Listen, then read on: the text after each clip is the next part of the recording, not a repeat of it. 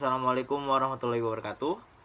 Kami dari kelompok 2 izin mempresentasikan tentang materi analisis sistem koperasi simpan pinjam yang terdiri dari beberapa anggota, diantaranya adalah Satrio Aji Wicaksono, Lydia Septianita Darmawati, Ananda Zuazara Arzeti, Nasril Said Masbait, serta saya sendiri dan juga Pratama. Koperasi simpan pinjam. Koperasi yang bergerak di bidang layanan keuangan, khususnya penyimpanan dan pemberian pinjaman kepada anggota, berdasarkan Undang-Undang Nomor 25 Tahun 1992, koperasi adalah badan usaha yang berlandaskan asas kekeluargaan dan gotong royong. Tujuan koperasi simpan pinjam adalah meningkatkan kondisi ekonomi anggota melalui kemudahan pinjaman dan layanan simpanan yang terpercaya. Dan fungsi utamanya yaitu menghimpun dana dari anggota dan menyalurkan kembali dalam bentuk pinjaman dengan bunga terjangkau. Di sini terdapat dua poin, yaitu poin pertama, gambaran sistem yang berjalan.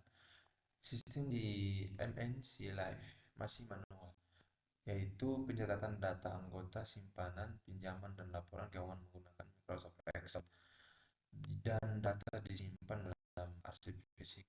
Nah, untuk permasalahan yang terjadi, pencatatan manual tidak efisien, proses transaksi lambat karena dilakukan satu persatu, laporan lambat dan tidak akurat, serta laporan manual rawan kesalahan dan butuh lama, serta juga dokumen arsip kertas memakan tempat, berisiko hilang dan sulit dikelola. Cukup sekian yang bisa saya jelaskan. Apabila ada kekurangan, saya mohon maaf.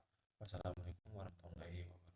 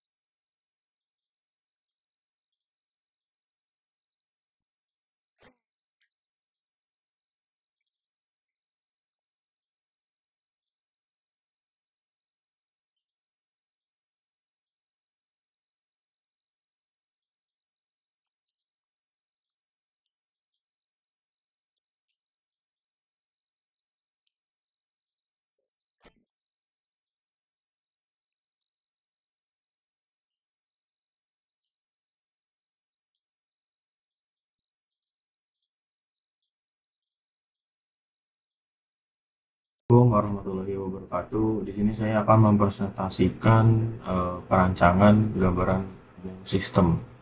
Sistem dirancang untuk mengirimkan proses manual dalam pengolahan data anggota, simpanan, pinjaman, dan angsuran, serta pembuatan laporan. Pengguna sistem di sini ada 3, yaitu anggota, pengguna layanan koperasi, dan staf koperasi yang mengelola data dan cek laporan, bendahara yang melihat laporan dan laporan simpan dan pinjam.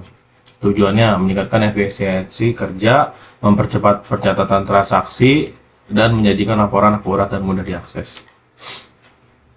Aktor dalam sistem di sini ada 3 juga, pengguna, yaitu anggota pengguna layanan koperasi, staf koperasi sebagai pengelola data dan cetak laporan, bendahara sebagai yang melihat laporan simpanan dan pinjam.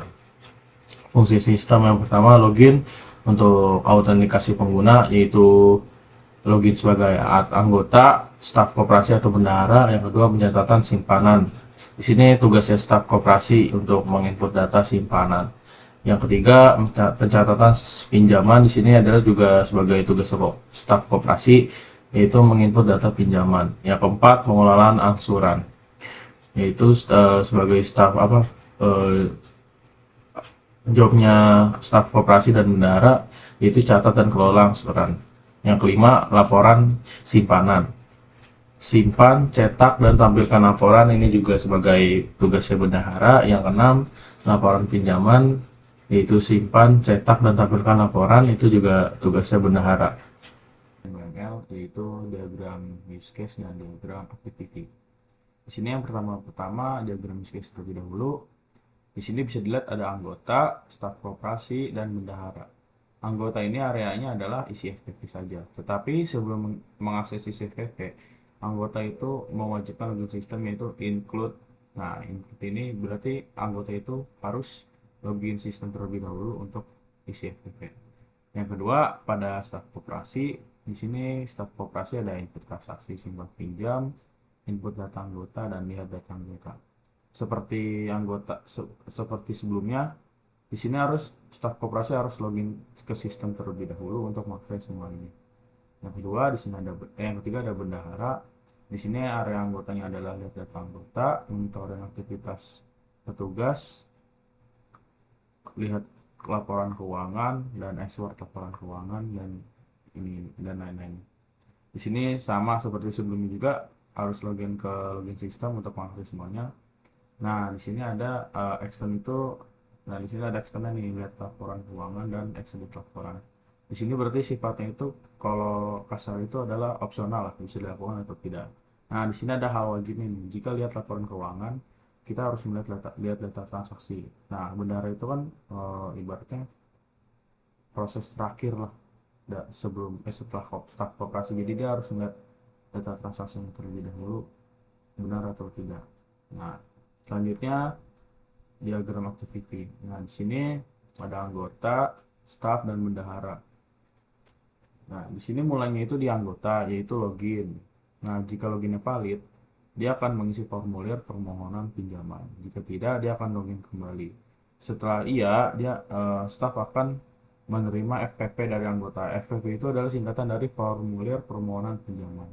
Nah, di sini ada kesalahan teknis, mungkin yang bikin PPT-nya salah memasuki gambarnya. Di sini jika FPP valid, itu di sini ada kondisi. Jika valid, dia akan menghasilkan FPP. Tapi jika tidak, dia akan mengulang kembali ke sini. Di sini nggak ada gambar, mungkin salah. Oke, selanjutnya staf membuat bukti pinjaman. Setelah membuat bukti pinjaman, staf memberi ke anggota dan anggota menerima bukti pinjaman. Setelah itu anggota membuat laporan pinjaman dan diterima oleh staf. Staf memberi laporan pinjaman ke bendahara dan bendahara menerima laporan pinjaman. Setelah itu bendahara memberi notifikasi dan staf menerima notifikasi dari bendahara. Lanjut, staf menyuruh pembayaran angsuran kepada anggota. Nah, anggota langsung membayar angsuran dan staf langsung menghasilkan data angsurannya. Setelah itu staf mencetak bukti angsuran. Dan di sini anggota menerima bukti angsuran, lalu staf sekalian membuat laporan data angsuran yang bendahara mengirim ke bendahara dan bendahara menerima laporan data angsuran. Setelah itu sudah selesai. Oke, selanjutnya dilanjutkan oleh teman saya pada bagian ERD dan sequence diagram. Jadi di sini ada sequence diagram ya. Pertama aktornya atau anggota bakal login, bakal masuk ke form login. Ntar kalau datanya valid bakal lanjut ke form pinjaman. Tapi kalau datanya nggak valid bakal balik lagi. Jadi anggota bisa relogin. Terus kalau udah isi formulir di form pinjaman nanti bakal divalidasi sama staff. Kalau formulirnya valid ya, kalau benar nanti bisa lanjut. Tapi kalau nggak valid balik lagi bisa isi formulir lagi, terus nanti bakal diarsipin di sistem pinjaman, terus juga bakal dibuatin bukti pinjamannya juga. Habis itu ada laporannya nanti dikirim ke bendahara. Terus dari bendahara nanti bakal ngirim notifikasi ya, ngirim notifikasi ke staff. Habis itu staffnya nerusin si notifikasi itu ke si anggota. Itu notifikasi buat bayar angsuran. Jadi nanti anggota bayar angsuran ke staff, terus sama sistem pinjaman diarsip datanya, data pembayaran angsurannya. Habis itu dicetakin bukti, terus buktinya dikirim ke anggota. Habis itu sistem pinjaman bakal bikin laporan lagi, terus nanti laporannya bakal dikirim sama bendahara. Oke, di sini jadi ada IRD. Di sini nyimpen 6 entitas ya, identitas ada formulir pinjaman, bendahara, petugas, sama angsuran. Jadi anggota nyimpen informasi ID anggota, nama, alamat, nomor KTP, nomor telepon, tanggal daftar, dan status anggota. Nanti anggota bakal mengajukan formulir pinjaman, di mana formulir pinjaman ini nyimpen informasi kayak di formulir ID anggota, tanggal pengajuan, jumlah pinjaman, tenor, tujuan pinjaman, dan status validasi. Terus nanti formulir pinjam bakal divalidasi sama siapa? Sama petugas. Petugas nyimpen informasi kayak di petugas, nama petugas, jabatan, dan tanggal validasi. Nanti formulir pinjaman bakal dikonversi jadi pinjaman, di mana pinjaman ini nyimpen informasi ID pinjaman, ID formulir, ID anggota, ID bendahara, jumlah pinjaman, bunga, dan status pinjaman. Terus nanti bakal dibayar sama angsuran. Ntar angsuran nyimpen informasi kayak di bendahara, ID angsuran, di pinjaman, tanggal bayar, jumlah bayar, dan sisa pinjaman dan status angsuran. Terus nanti pinjaman bakal divalidasi dulu sama bendahara. Bendahara nyimpen informasi alamat, kontak, jabatan, nama bendahara, dan ID bendahara. Oke, jadi sekian presentasi dari kelompok kami ya. Kurang lebihnya mohon maaf. Wassalamualaikum warahmatullahi wabarakatuh.